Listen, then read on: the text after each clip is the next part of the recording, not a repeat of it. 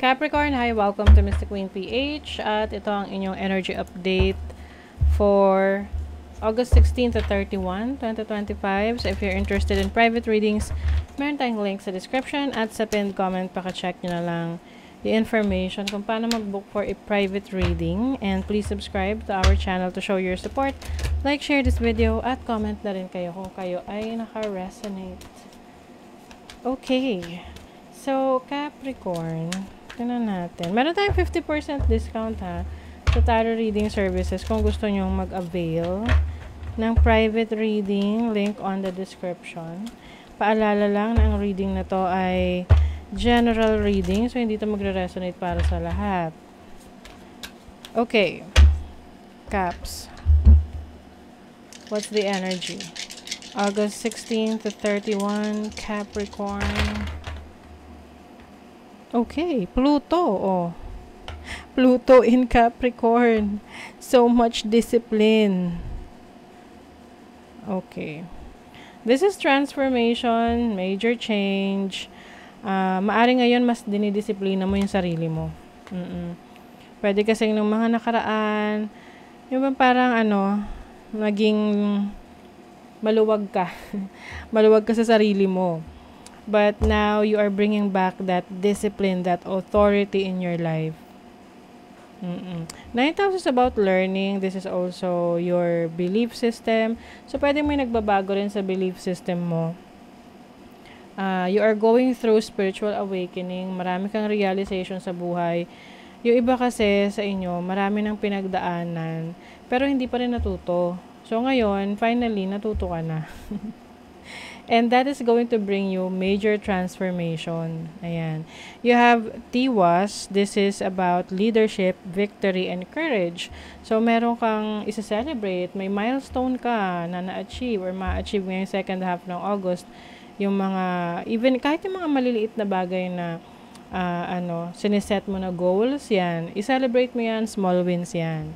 Yung iba sa inyo, pwedeng kayo ay may, merong mga bagong responsibilities na iti-take ngayong second half ng August. Yung iba naman merong upgrade sa work ninyo or kayo ay magiging anong tawag nito? Mapopromote. Ayan, pwedeng mapopromote ka sa work. You have now this is about limitations and delay. Maaring yung mga hinihintay mo, pwedeng hindi pa siya dumating or mangyari. Pero kasi tinetest ka ni universe kung gaano ka ka-patient. Oo. If you are patiently waiting for that big break para sa'yo. Kasi it is going to come. Darating na yan. Yung happiness, yung pleasure na yan, yung bliss na yan, that is Wonyo. Merong magbibigay sa'yo ng happiness. Ngayong second half ng August na this can be anything, kahit mga simpleng bagay or malalaking bagay. Depende kasi yan eh. Iba-iba tayo ng mga magiging dahilan ng happiness natin. This can be a relationship or may masosolve ka na issue, na problema, may magagawan ka ng paraan na inaayos mo before, or may darating na unexpected blessing for you. So, that will definitely bring happiness sa buhay mo. Okay? Let's see. Ano pa? For Capricorn, what is the overall energy? Seven of Swords. Nako, maaaring merong meron ka matutuklasan. Someone na merong hindi magandang intentions towards you.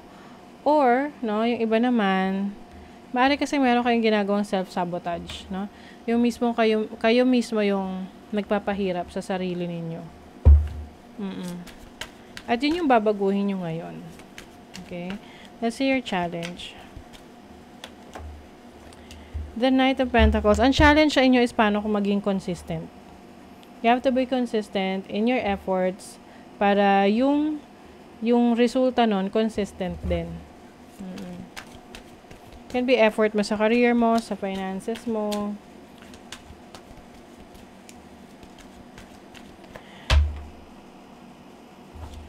Okay. And then your opportunity. The Page of Cups.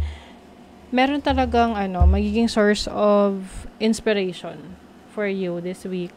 Pwedeng meron kang idea na maiisip, na gawan ng bagong direction for yourself. This can be a new idea for business, a new idea for your project. Ito ay may kinalaman, maaaring may kinalaman sa dati mong pangarap ng bata ka. And if you're single, may opportunity rin for relationship. Para may nagsisimula na bagong connection or someone, maaaring meron magbibigay sa'yo ng inspiration. Sa blessing naman, you have the Queen of Pentacles. Ikaw ang blessing sa sarili mo, Capricorn, kung gagawin mo ng tama yung iyong mga plano. Queen of Pentacles is someone able to provide, to nurture the family's needs. Okay, so that is your blessing. Don't worry about any challenges or issues na meron ka, as long as meron kang pananampalataya sa sarili mong kakayanan. At iwasan mo rin na isabotahe yung sarili mo. Paano ba isabotahe yung sarili? Yung alam mo na nga na hindi makakabuti sa'yo, gagawin mo pa rin. 'Di ba? Okay, so let's see the energy ng money, career, finances. Okay. Wow, King of Pentacles. This is the feminine energy. Midas touch. Ayan. So, maaring meron kang sisimulan or gagawin or ginagawa mo sa career, trabaho, or business mo na magiging very successful. Meron tong darating na income, malaking income for you.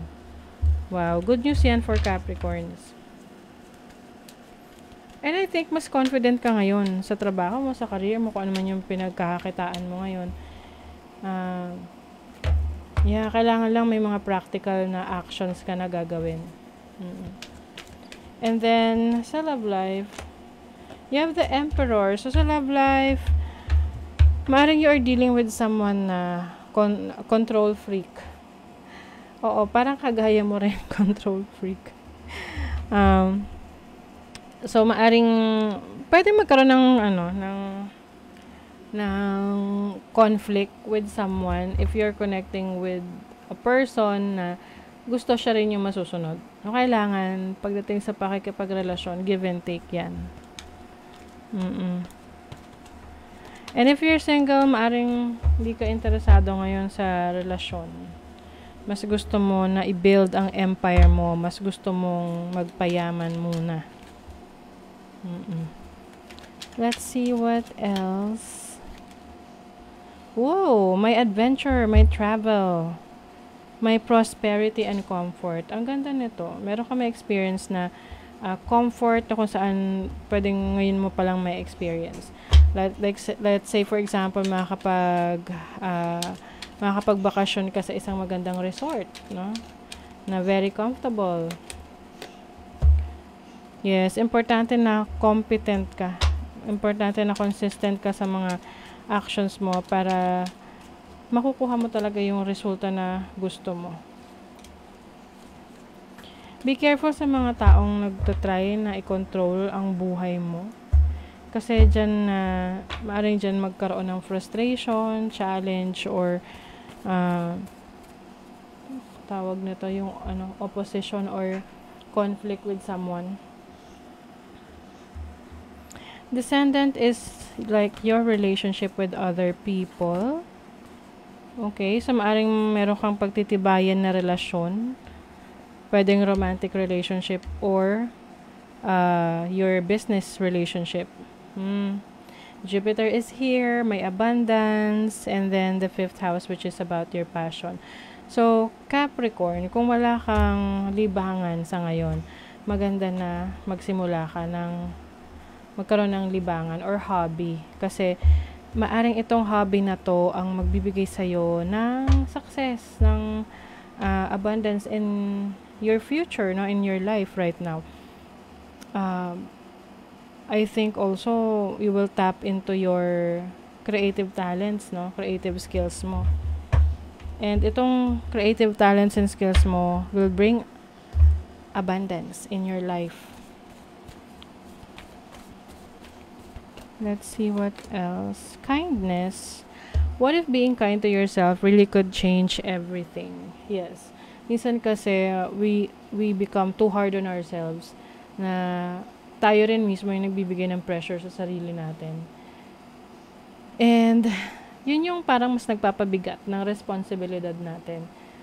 Lighten up. Be kind to yourself. Okay? Yes, be kind to yourself, Capricorn.